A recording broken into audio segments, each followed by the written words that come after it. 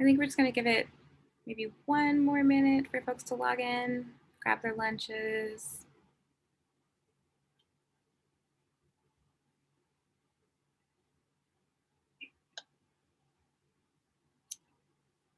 Thanks for being here. I should grab my book. I think we're just going to give it maybe one more minute for folks to log in, grab their lunches. I think it's the YouTube recording is playing. I just volume that. I was like, I don't want to hear myself, and you don't want to hear me. But I'm glad to know that it's working. Step one. Okay. I can definitely get us started, and then as folks join, we can just, I'll keep updating everyone. Okay, well, welcome to our final building dialogue. Everyone, it's really good to see your faces, especially on this cold and wet, dark day. Love this discussion and have loved really getting to know all of you and learning more about preservation, but we'll get there because we have plenty of questions about that. I'm Taylor. Again, I know that it says that I'm Historic Seattle. I'm the Community Events Manager at Historic Seattle. I do want to say hello to all of my Historic Seattle colleagues, Bailey, Naomi, Eugenia, Kai, Cindy. Thanks y'all for being here. And just a review of how we start all of our meetings. We talk about our mission, and then we have a land acknowledgement. So our mission at Historic Seattle is saving meaningful places to foster lively communities, like this one. We also know that our properties and our programs occupy unceded traditional territories of the Coast Salish peoples. And the acknowledgement that we read at the beginning of our programs is not a substitute for developing relationships with Indigenous communities. It's not a substitute for honoring Indigenous stories as we share our collective history, but it's a first step in recognizing that the people whose land we occupy. Historic Seattle is working on our own land acknowledgement that you'll hear definitely in all of our 2021 programs, but this acknowledgement is borrowed from the City of Seattle's Office of Arts and Culture. So today we're discussing part 4, Different Tactics, chapters 17 through 22 of The Death and Life of Great American Cities by Jane Jacobs. And just a refresher that this is our final building dialogue meeting of 2020. So please share all of your feelings and ideas and thoughts about the book today. So before we get into the questions, just want to remind you all of our discussion guidelines. So I will drop that file in our, actually I'll just share it because I have it open. That's probably the better thing to do.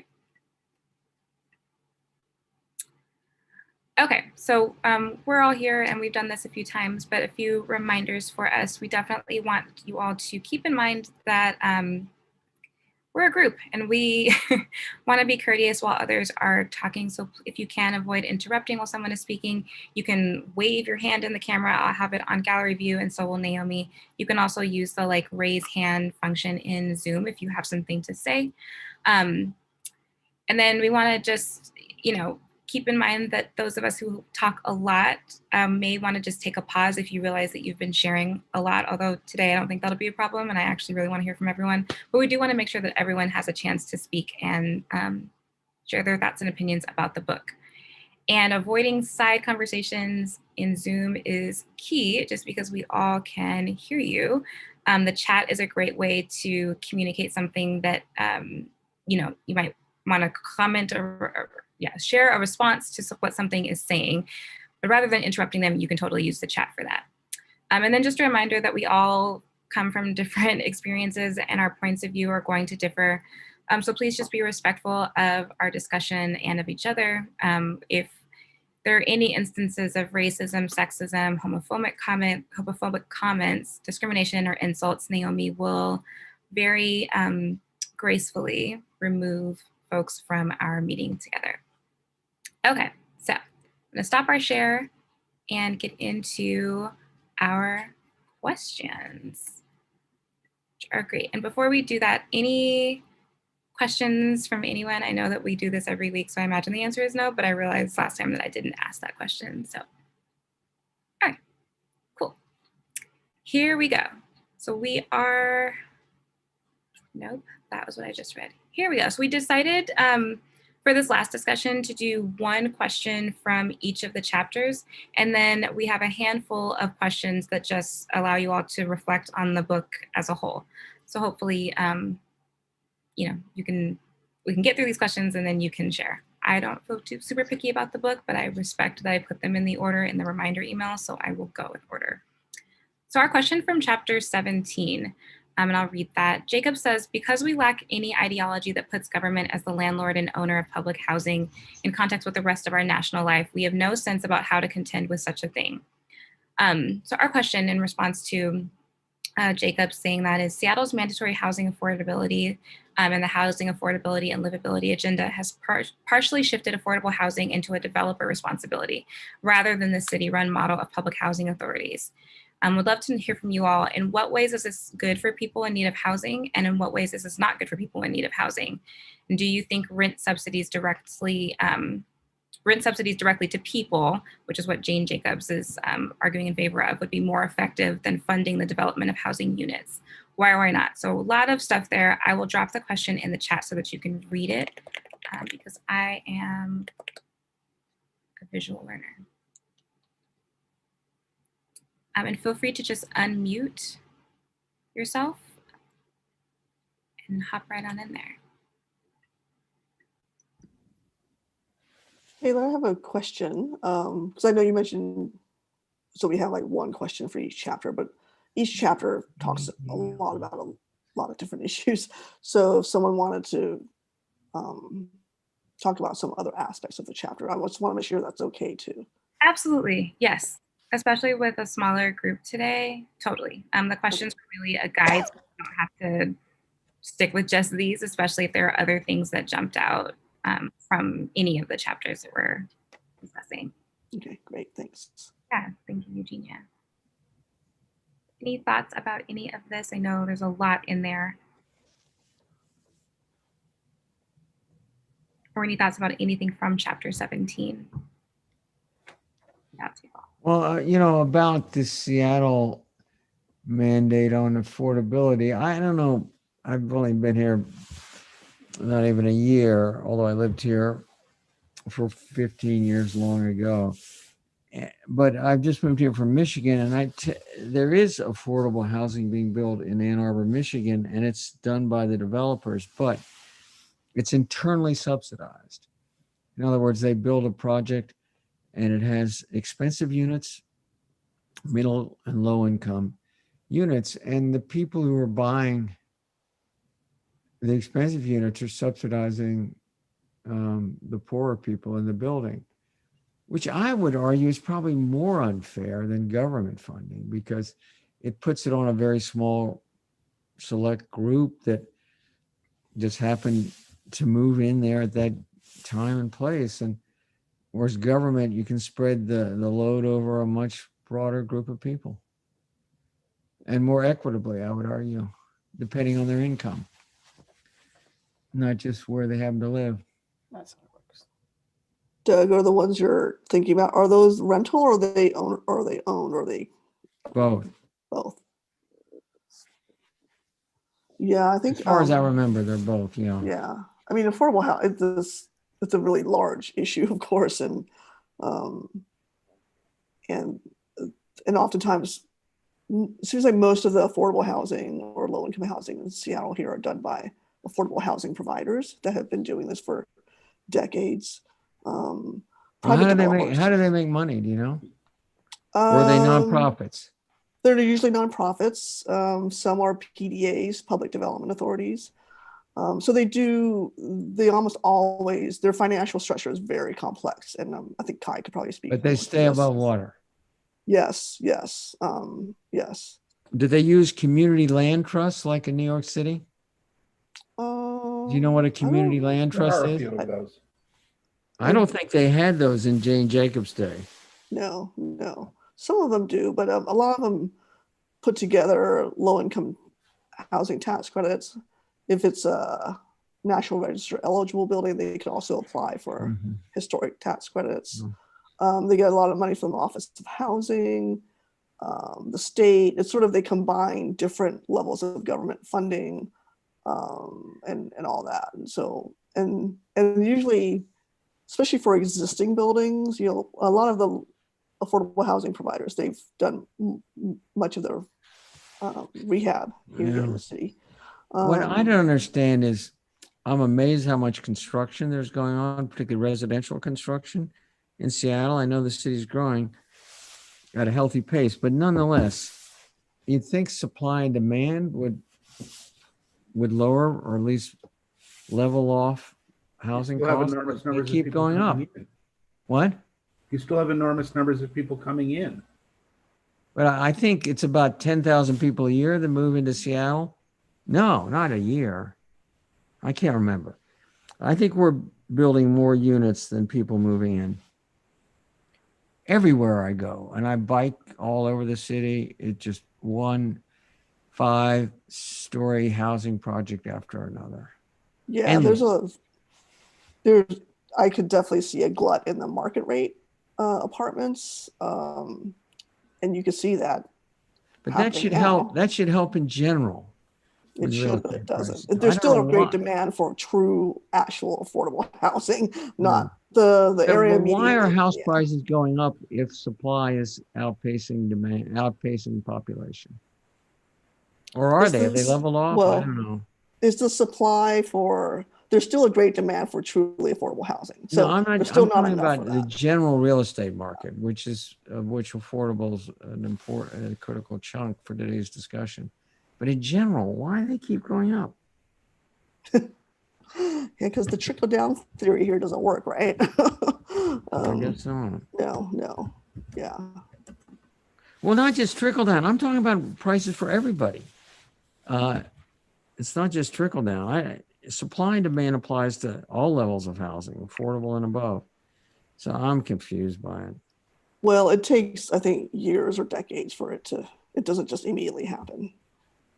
I guess not. Yeah. Oh, Joe? Yeah, I just wanted to say that, of course, the one large program we have now, which did not exist when Jane was writing, was is Section 8, and that does indeed follow the Right. person. It's certainly a flawed program in some ways, but it's precisely on that philosophy. Yeah, it is. I think it's been relatively successful as HUD programs go, but it's still a drop in the bucket nationally.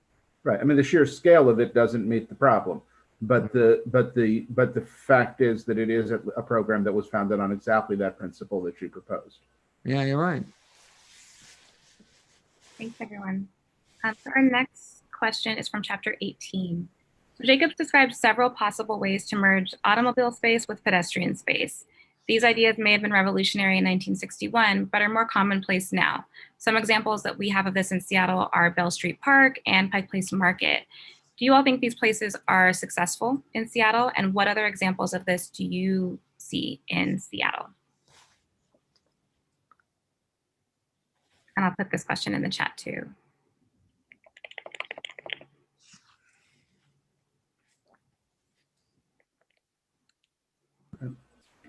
I hesitate to jump in quickly again, but I think they're successful when there's a place that there's a reason for people to be there.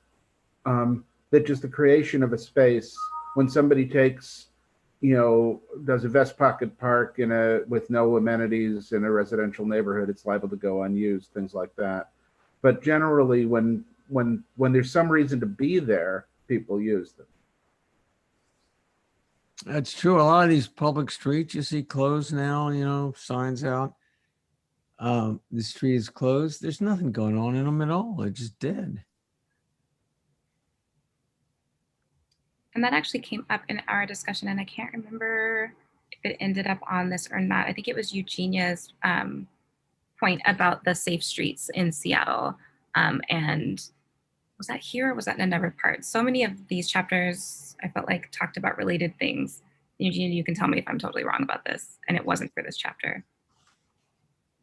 I think it was like, yeah, my question was, because I think it was this chapter where Jane says that some streets, the pedestrian streets that are closed off to vehicles, people were still just using the sidewalks and they're not walking down the middle of the streets. So she used Disneyland's Main Street as an example, which is kind of funny, and some other places. So I was thinking of what, with the pandemic, you know, we've closed off some of these blocks throughout the city, and are people, you know, using the middle of the street to walk down because they can, or are they still sort of mainly on the sidewalks? And Are the sidewalks wide enough in Seattle? In it some depends. say yes, and in others, absolutely not. Yeah. Like I've seen, speaking of the Seattle Safe Streets thing, I live in Mount Baker, Columbia City, and like Washington Boulevard was closed for a while to car traffic. And it was really cool actually to see the like pedestrian and bike takeover of that, and even the evolution of people actually using the streets on Lake Washington, because for a while the sidewalks were still pretty crowded. And I think it took a couple of weeks for everyone to like feel comfortable actually in the middle of the street. And then there are a couple of streets in my neighborhood, and this is literally block by block, that are safe street designated, where people are actually in the street. And I have to remind myself not to drive through those streets when I'm trying to get to major streets. And then others, you know, are completely vacant. And it is interesting to watch people still stay on the sidewalk, or even like wait for someone to pass them before continuing, even though the street is closed. Thank you, Eugenia, for that question. I just wanted to make sure that we talked about that. And thank you for your comment, Joe. That is very interesting. I find the area of merged pedestrian traffic and automobile traffic in front of Pike Place Market on that cobblestone street to be unsuccessful in my experience. I've been through there both kind of accidentally when I like first arrived in Seattle and didn't really realize where I was going and felt like I was wrongly driving in a pedestrian area. And when I'm there on foot, I feel like unsafe, sort of like there could be a car coming and am I supposed to be here or not here? So that part to the question, I find that part to be like not terrifically successful. But I don't necessarily have a solution in mind to it, because I think that making it strictly pedestrian takes away from the functionality of being able to make deliveries there and have it be like actual viable real market with, you know, fresh produce and so on being able to be delivered conveniently for the vendors and for the consumers as well.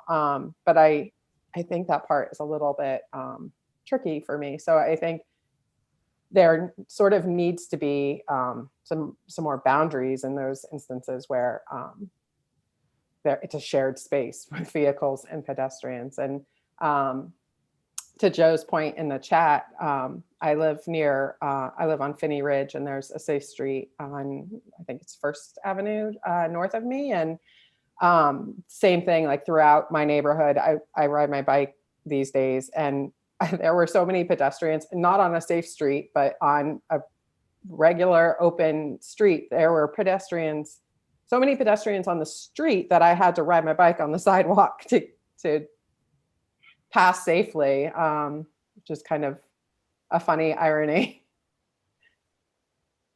You're probably familiar with Complete Streets, a movement that started in Germany and spread throughout much of Europe, where everybody from dogs and cats to bikers to pedestrians to rollerbladers to cars to trucks are all mixed up, and it's all based on visual eye contact. There are no traffic lights, no stop signs, no whatever. These big trucks go through little villages in England, and they do it all with eyesight turning by making eye contact with bikers or other drivers or whatever. And it apparently works. It's actually safer than where cities have all sorts of traffic signals and signage and so on. And it is slow. I mean, everybody sort of slows down to make that eye contact, but I think the total number of crossings, whether it's vehicular or pedestrian, whatever, is the same or higher. It's sort of like a slow motion city in a way. It's pretty interesting. Wow. Hi. Thank you, Doug. And thank you, Maya, for your comment.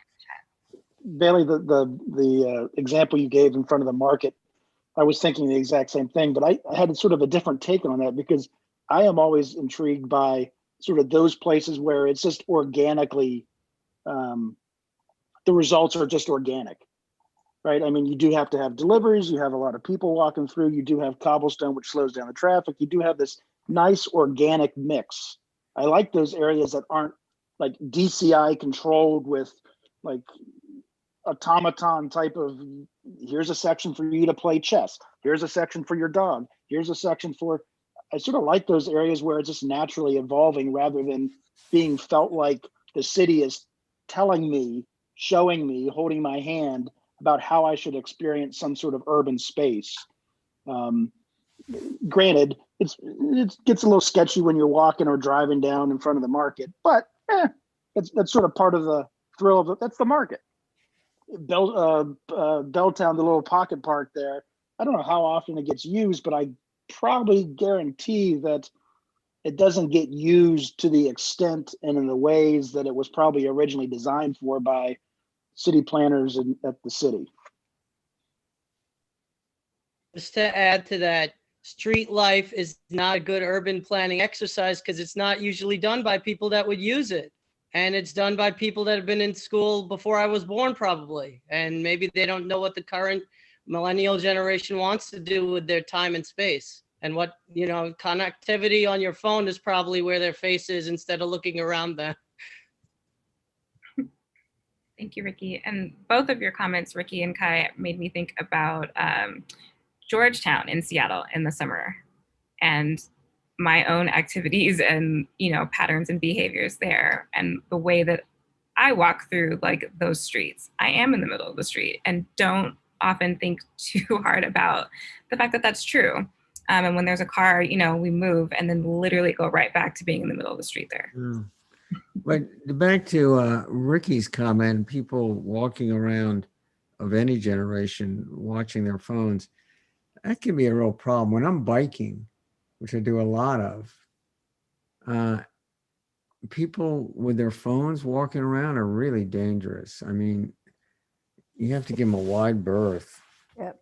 It's quite annoying. And that, I think, is probably true for pedestrians who also pass them coming and going.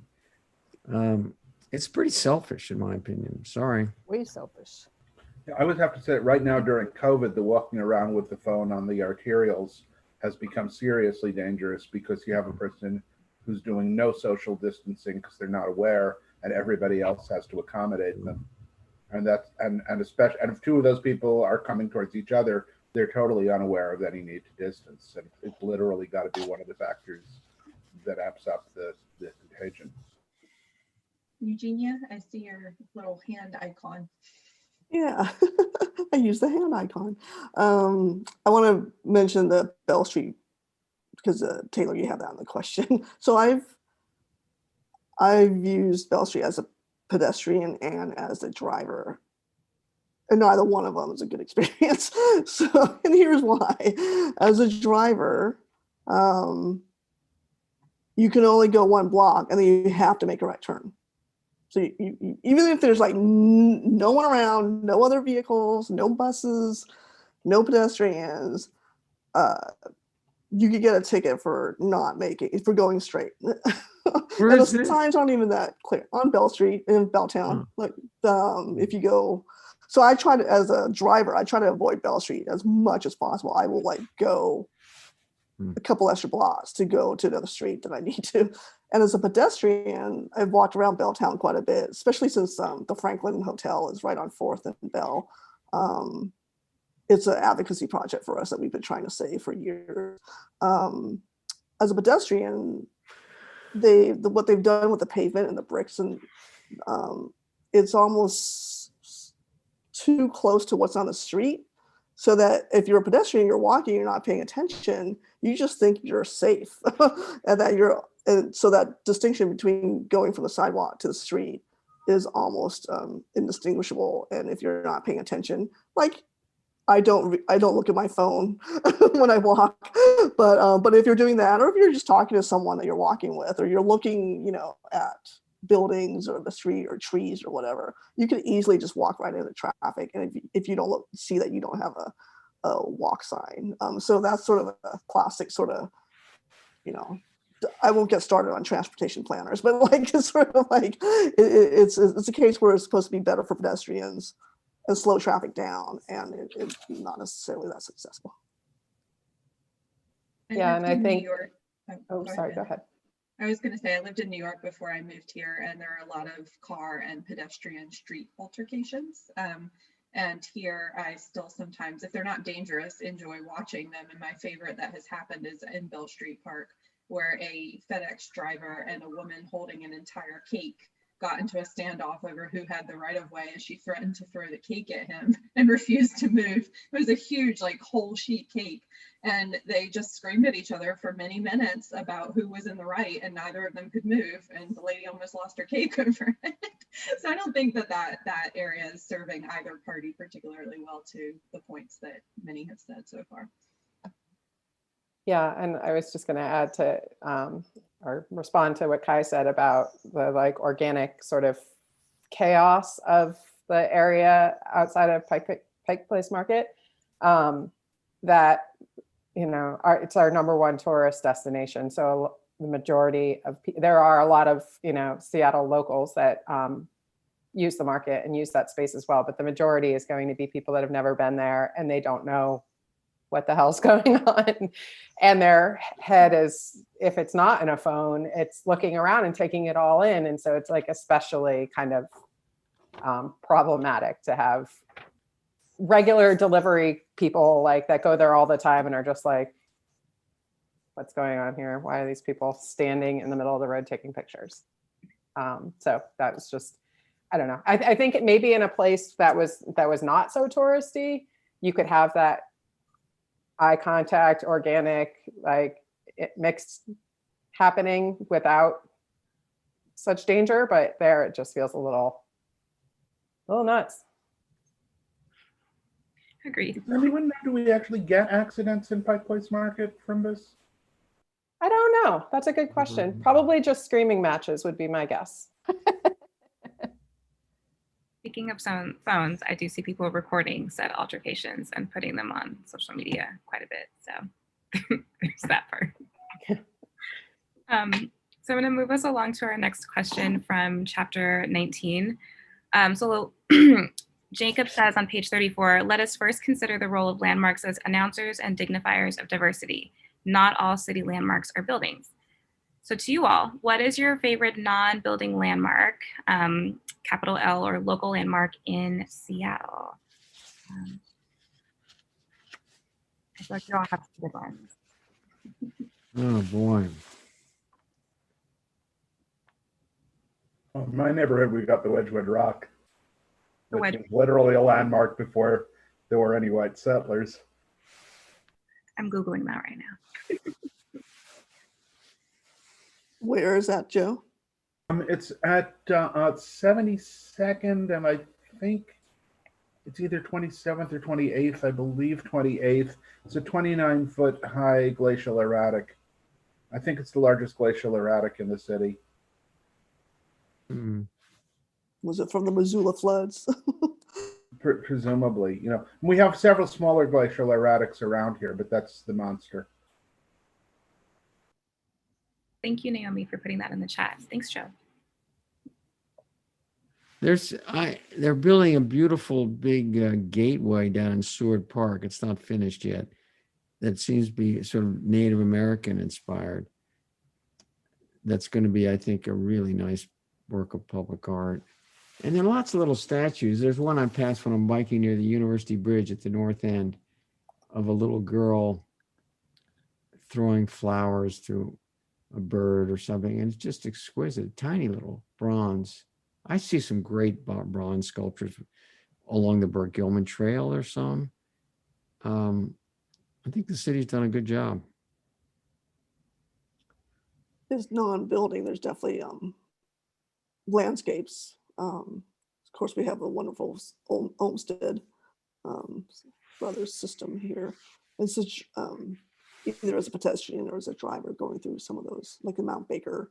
It's a really pleasant experience, and I appreciate those. But those are, oh no, they are actually, it's a national landmark, so never mind.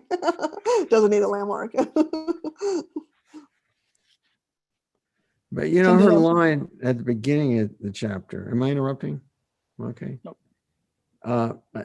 That a city cannot be a work of art is one of the most famous lines in the book, right up there with, you know, Eyes on the Street and some of her other great lines. She's emphatic about the city can be beautiful, but it's not a work of art, because a work of art is a finished, complete object, and cities are never finished, never complete. She was adamant about that. Yeah, I would say a really interesting point of comparison on that is Berlin, which is on the whole not an attractive city, but it's a great city to live in. Which city? Sorry, Berlin. Oh, Berlin. Yeah, it's not an attractive. There's relatively, except for a few grand public spaces. I mean, it's you know, it's more Queens than Manhattan, if you want to put it in American terms. But it's a great place to live or hang out or anything. You think like the Brandenburg Gate, that sort of area? Well, that's one of the handful of places where, the obviously Unter-den-Linden, you know, coming out of there's a few ceremonial spaces right in the heart that are very consciously laid out, but nobody lives there, right? Or almost nobody lives there, right? The parts of Berlin people live in, you go to somewhere like Kreuzberg or Prenzlauer Berg or places like that, they are not, for the most part. At best, they're, you know, like a third-rate part of Paris, you know, but in terms of appearance, but in terms of livability, they're arguably more livable than Paris. Why? Lots of small parks, lots of public and semi-public space. One thing that's kind of unique to Central Europe are that so many buildings have courtyards that are sort of private space, sort of for the people in the building, but there's usually a breezeway to reach them from the street. And if you're well behaved, no one really cares if you're connected to the building or not. And so there's another major increase in effectively public outdoor space. The fact that probably that they don't feel like everything has to be perfectly kept, that it's okay to have a space that's really not that much more than a vacant lot, but people who put some benches and chairs in it. You know, there's a lot of very casual use of space there. There's a lot of spaces there which I would guess that people even in the neighborhood don't really know who owns. Sure. Well, you know, the wonderful courtyard multifamily housing in Europe, which makes for great cities, great streets, that courtyard behavior is in that space. That space by urban planners is called semi-public space. And if you go into a courtyard, you're in a semi-public space, but let's say there's a raised area that might have benches and chairs, that would be considered semi-private. And then you go in the unit and it's private. So as it goes public, semi-private, private, the gradation, which makes sense. A stoop would be another example on a townhouse, which is, you know, in between public and private. Thanks, Doug. And Kai, I know you had a comment. No, I was just curious. Cindy did a great blog post. When was it? Like 6-8 months ago, maybe even longer, about Queen Anne. And I know, I mean, the research that you did and the documentation, the writing that you did you run across anything that sort of fit this sort of small L landmark in Queen Anne? Sort of the edges of the boulevard as you kind of come around, views essentially, which, as I said in the article, were much more prominent and famous even on the south side of the hill rather than the north side of the hill. But yeah, views, and I suppose the different trees I found quite fascinating. The ones that were planted that are, vary from block to block, and that's what you're looking at. And it's, not a single thing, but it's a pattern that you identify as you walk along. Yeah. Thanks, Cindy. And thanks, Ricky, for your comment. I also thought about graffiti and public art, and specifically intersections and things that used to be there, or how people use certain intersections in the city. And Eugenia, I saw your hand go up. Yeah, I really appreciated her discussion over several pages about landmarks, and how location and context is so important. Like she talks about Trinity Church and how everything else around it is, very different and so much bigger, but its location at a T intersection, and like everyone knows the Trinity Church and how it stands out, and how, if it were surrounded by a bunch of similarly styled or, other similar era buildings, it wouldn't stand out so much. It makes me think about, in Seattle, the landmarks designation standards. There's 6 of them. There's one, so A through F, and F is sort of the more unusual one that you don't normally see in other landmark ordinances, and it's about prominence or contrast of siting, scale, age. And that to me speaks to what Jane was talking about in this chapter. And it doesn't have to be something big, it could be pretty small, but if it's, it can still stand out. So I thought that was really interesting. All right, I'm going to move us to our next question. Where are we? We're in chapter 20 now. So this one is, oops, don't lose your place, Taylor. There we go. In several instances, Jacob suggests sacrificing worn out older buildings to meet larger urban goals. Some examples are cutting new streets through long blocks and demolishing old buildings to build subsidized housing. What do you all think of these strategies?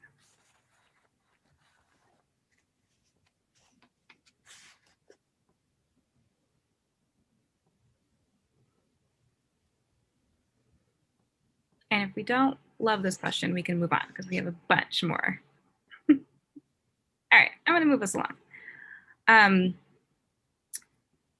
Okay, so chapter 21. So from page 408 to 409, Jacob lists 6 rules for planning vitality. And I'll put this in the question or in the chat for us to read. Put the list. There we go. Stimulating and catalyzing diversity of use and people, promoting continuous networks of neighborhood streets, combating border vacuums, unslumming, converting cataclysmic money into constructive, clarifying visual order. And then, so the question is, like, based on the 6 rules for planning vitality, which do you see successfully used in Seattle? And which of these rules are not occurring here that you think should be in order for us to be a little bit more successful? Or not even a little bit, a lot. I want to jump in on one that I think Seattle's insufficiently conscious of, which is border vacuums. I really think that we've repeatedly seen people completely forget that as a planning issue here. Thank you, Joan. Anyone else? You want to explain or give an example of a border vacuum? Sure. The edges of Seattle Center, for example. Seattle Center internally, once you're onto the grounds, actually works pretty decently. But if you think about it, along the edges of Seattle Center, there's almost nowhere on any side of it where there's much good space to be had that's welcoming to people, pedestrians in particular. Excellent example.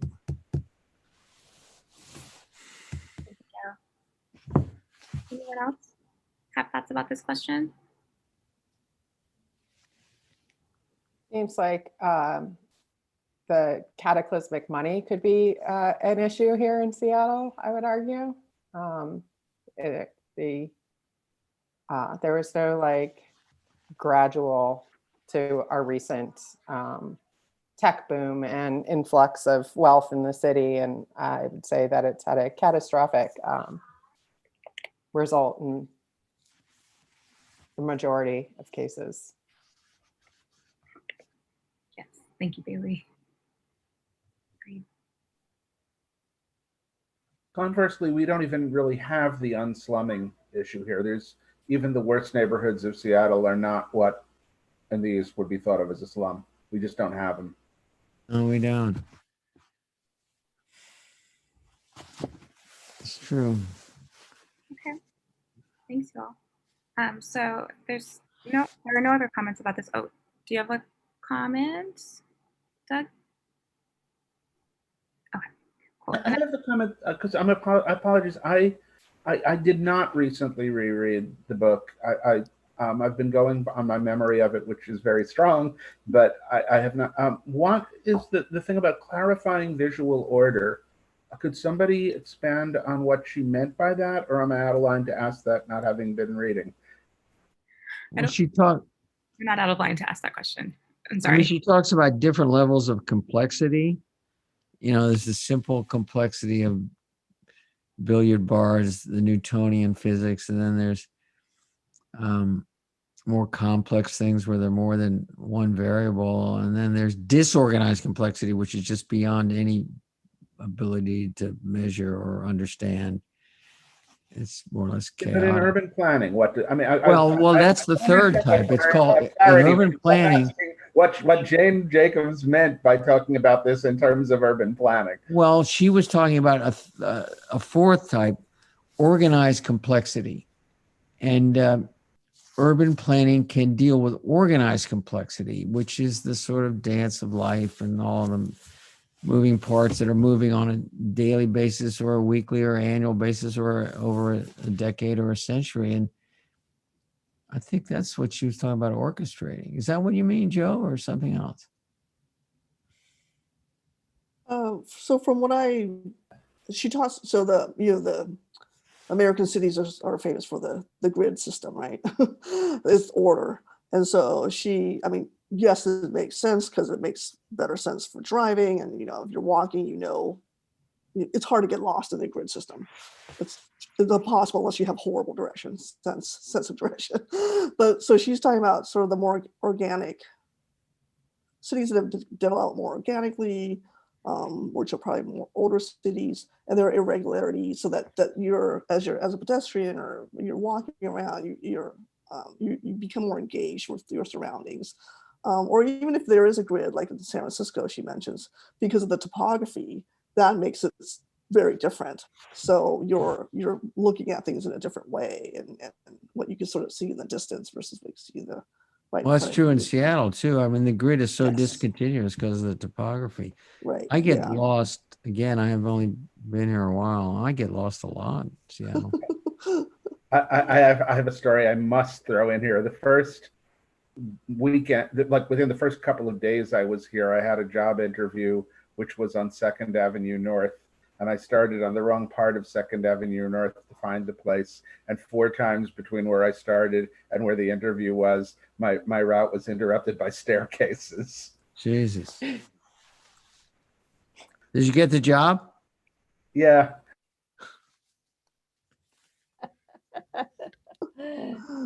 Funny. So I've seen and people. I moved here in '93. I think it's easier to understand a city when you're experiencing it, just walking around and driving around. And also back in the day, we used to read like actual paper maps because you really, you know how to read it, you need to understand it. But these days, if you're following a blue dot, that doesn't mean anything. It can get you there, but you're not really absorbing sort of when you're not looking at scale, you're not looking at sort of what's here versus here and what's north. And when I live in North Capitol Hill, so if I'm on I-5, I get off the Lakeview exit, and then I kind of come around over, you go over by Eastlake and then come back over to Roanoke. And I remember seeing these 2 guys, and they were on their phone, and I think they had taken the stairs down, and then all of a sudden they're like, I think they needed to get more west, but they just couldn't figure out how to do it because all of a sudden there's this giant concrete barrier, and you don't see that when you're like looking at GPS. Definitely. So this actually all relates to the final, at least, question from these chapters that we read, and I will put this in the chat too. So do you all agree with the kind of problem Jacobs determines a city to be, a problem of, like we were just discussing, organized complexity? And what planning, zoning, or city policies fail to take into account the organized complexity approach to analyzing our city's problems? And we've kind of touched on this throughout our discussion, but would love to hear from you all about this one before we talk about how we feel about the book overall.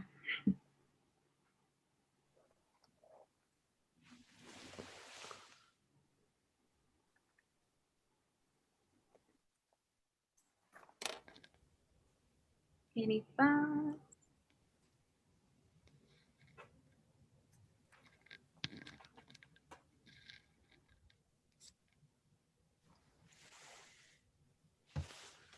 Any thoughts just about this chapter, or I guess the connection between chapters 21 and 22 if we don't love this question?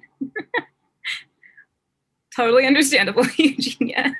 I think it's an excellent question. I just don't have a prompt answer. I think it probably merits being. I know, yeah, yes, that is totally fair. I think that there's a lot of validity to, I don't know, her argument that a lot of, in the case of Seattle, that we're not really regarding the problem from like a human perspective, or regarding it from a like numbers perspective. And I think a great deal of our problems will be alleviated by regarding it more as from a human point of view, rather than a formulaic approach, personally. I guess if I think about it, and in line with what Bailey said there, that, you know, I think the biggest problem in Seattle's planning has been an assumption that a rising tide lifts all boats. And that, you know, we've done many things which, if viewed in isolation, are clearly improvements to the city that have contributed, however, to gentrification and driven out a lot of people who don't have as much money. And if you just look at the thing in isolation, you'd go, yes, that's better. But if you look at its effect in terms of the whole system that includes and who can afford to be there, it's worse. Thank you, Joe.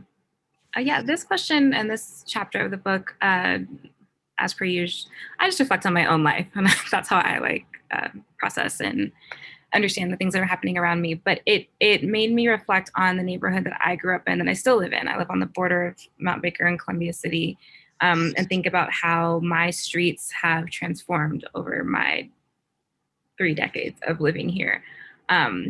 You know, even some of the streets including more bike lanes, right, as a reflection of just a population increase in this part of Seattle, and then different housing options in Seattle. And, you know, I just, it occurred to me that the neighborhood as it was planned and designed way back when just didn't account for all of those things. So now we're having to like make these adjustments, and we keep doing that, and we keep doing that on a grid or in neighborhoods that just weren't designed for these things. And I don't know, it's like we're forcing it, as my mom would say. It's like, Seattle's really forcing it. She's always saying that.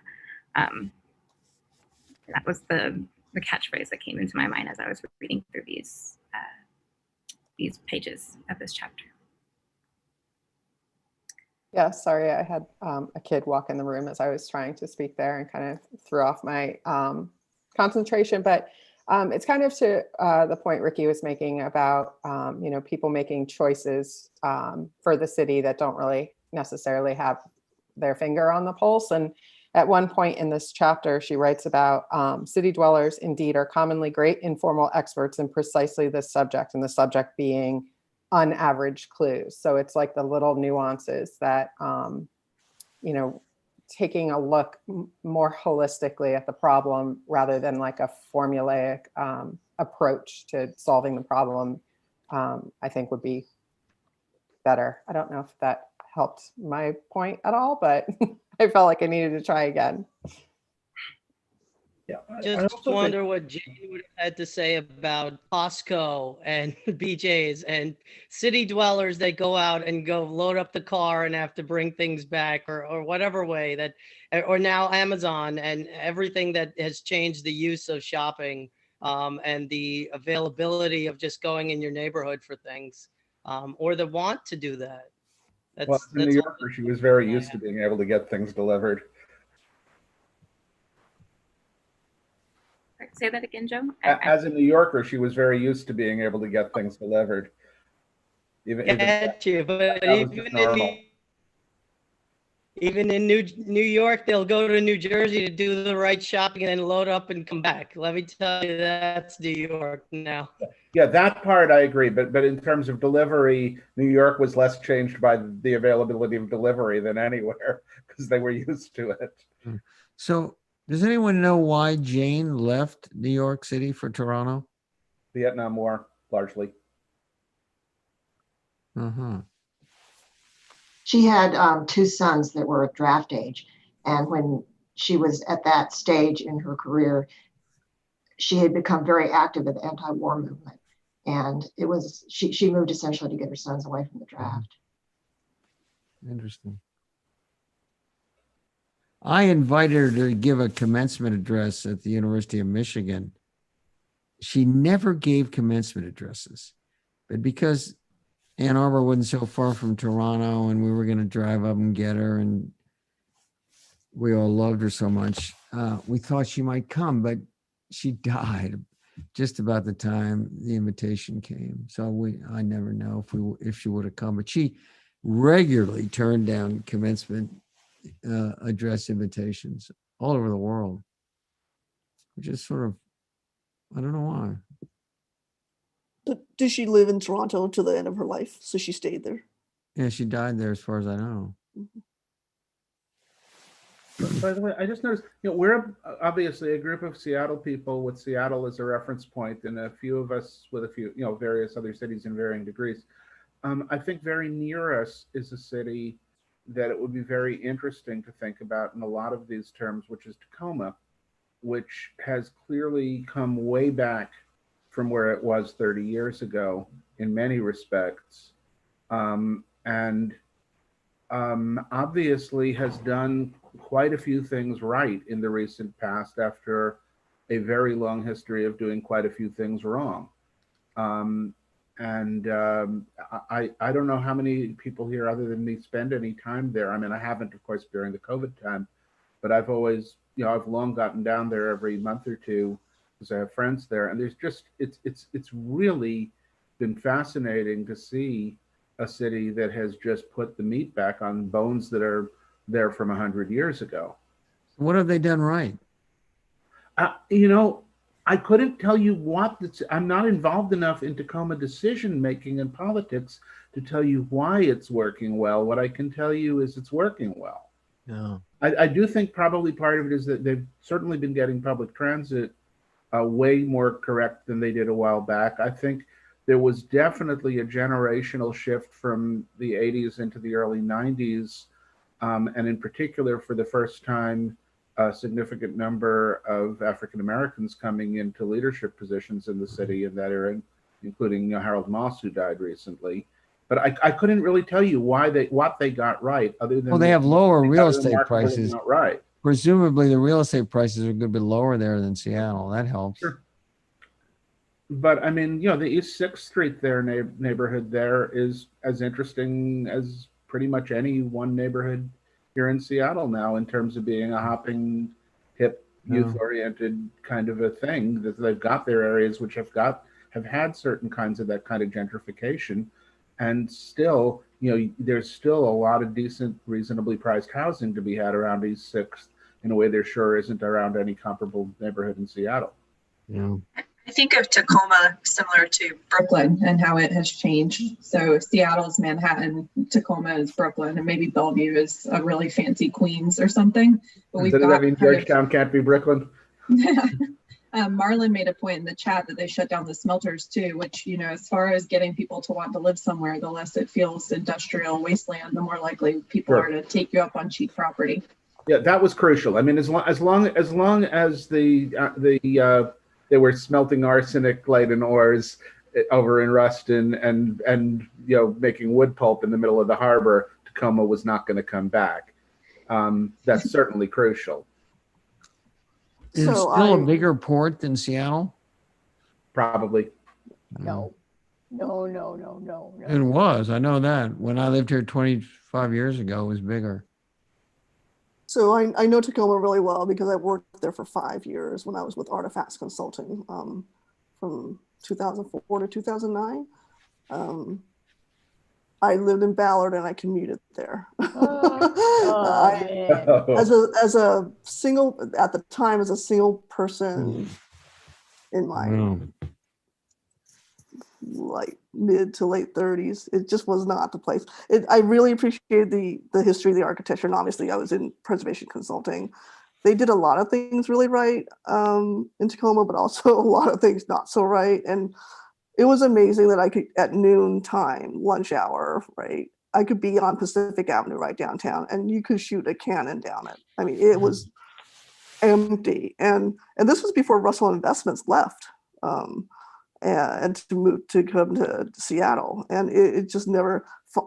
Some of the, when I first sort of started working there, I made a point to sort of go to the different neighborhoods to sort of try to discover sort of different areas. For sure, like the Proctor district is pretty cool, and they have some different ones. But there was always this sort of something just. I don't know. It was a personal thing. So how's the area where the university did its branch down there? Yeah, UWT. Going up the hill, and then the train station museum. Is that doing well? Yeah, so yeah, it was really great that UW sort of adaptively reused those buildings.